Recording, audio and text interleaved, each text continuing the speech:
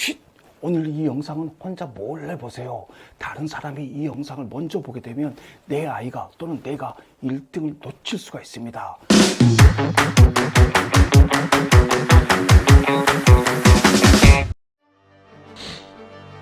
안녕하세요, 포스입니다. 한 주간 건강하셨죠? 공부의 것은 문제풀이입니다. 열심히 공부하고도 공부한 내용을 제대로 인출하지 못하거나 실수를 하게 되면 화가 나겠죠. 그렇기 때문에 문제풀이 방법이 중요하다는 것입니다. 문제풀이 방법이 좋으면 내가 정확하게 알지 못해도 정답이 될 확률을 높일 수 있고, 문제풀이 방법이 나쁘면 내가 정확하게 알고도 오답이 될 수 있다는 것입니다. 오늘은 완벽하고 효과적인 문제풀이 방법 5가지를 알려드리겠습니다. 5가지 중 내 아이에게 또는 내게 하나라도 도움이 된다면 바로바로 실천해 보세요. 쉿! 혼자만 하세요. 첫 번째, 표시를 하면서 문제를 풀도록 하세요. 눈으로만 풀어서는 절대 안 됩니다. 펜 끝에 초점을 맞춰서 집중하면서 문제를 풀도록 하세요. 문제를 읽으면서 중요 단어에 밑줄을 하고 정답의 방향을 결정할 단어에는 표시를 하면서 문제를 풀도록 해야 합니다. 정답의 방향을 결정할 단어는 옳은 것, 옳지 않은 것, 틀린 것, 아닌 것 모두 골라라, 2개 골라라, 가장 이런 것들이 있겠죠. 이 중에서 가장이란 단어를 가장 조심해야 합니다. 선생님께서는 가장이란 단어를 가지고 문제의 함정을 만든다는 것입니다. 가장 옳은 것을 찾아라 라는 내용은 옳은 것들 중에서 가장 옳은 것을 찾으라는 것입니다. 예를 들어 선지 3번이 옳은 내용입니다. 그런데 선지 3번보다 5번이 더 옳은 내용이라면 5번이 정답이 되겠죠. 성급하게 3번을 선택한 학생은 땡! 선지는 보통 5개가 주어지겠죠. 1, 2, 3, 4, 5 순서대로 정답을 찾을 필요는 없습니다. 정답이 아닌 것들을 제거하면서 가장 정답이 될 수 있는 확률을 높여간다면 내가 정확하게 알지 못해도 정답이 될 가능성이 높아진다는 것입니다.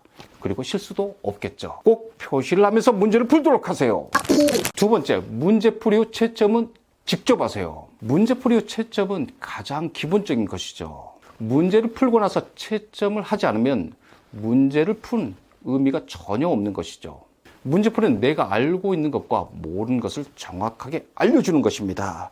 그렇기 때문에 꼭 채점을 하고 모르는 개념이나 오개념에 대해서는 다시 공부를 해야 하는 것이죠. 어린 시절 부모님이나 학원 선생님께서 채점을 해줬다면 이제 지금부터는 직접 채점을 하도록 하세요. 본인이 직접 채점을 해야지만 때로는 성취감, 때로는 자기 반성의 기회도 가질 수 있습니다. 이제부터 꼭 직접 채점하세요. 3번째, 끊어서 풀고 채점을 하세요. 문제집의 구성은 기본 문제, 응용 문제, 심화 문제로 구성되어 있습니다. 그렇죠. 그런데 기본, 응용, 심화 문제를 다 한꺼번에 풀고 채점하는 학생들이 있습니다.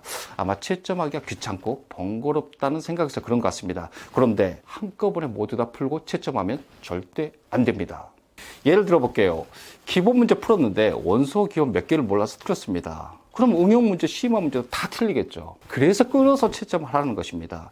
기본 문제 풀고 나서 채점을 해보고 내가 원소 기호 모르는 거 다시 한번 정확히 기억하고 응용 문제, 심화 문제 넘어간다면 그와 유사한 유형은 절대 틀리지 않을 것입니다. 그래서 끊어서 채점하고 오답하고 공부하고 그러라는 것입니다. 이제 꼭 끊어서 채점하세요.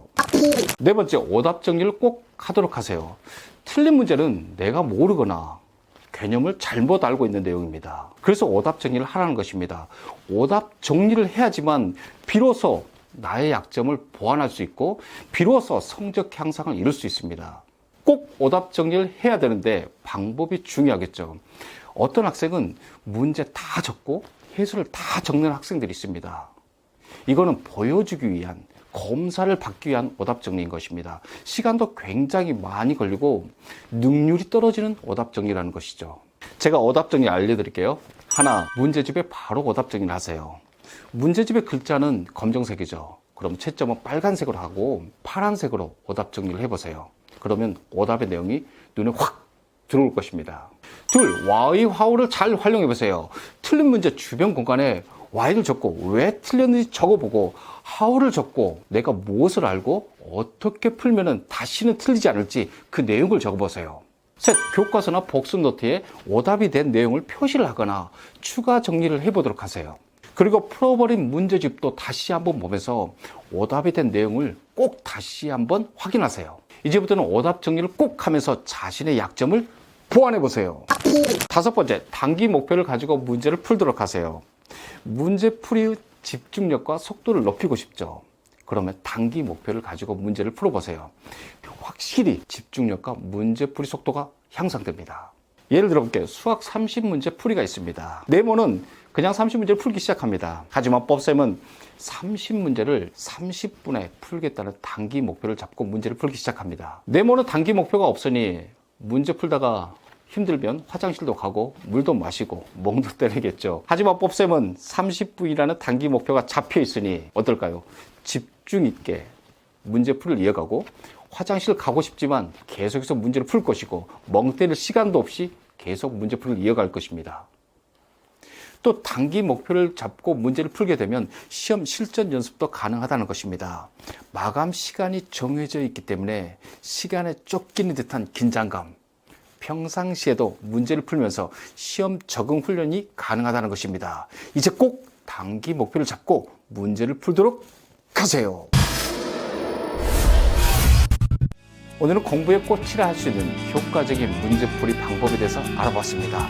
오늘 알려드린 5가지 방법 중 내 아이에게 또는 나에게 꼭 필요한 방법이라고 생각한다면 바로바로 실천해보세요. 오늘 이 영상은 꼭 한 점만 보세요. 감사합니다.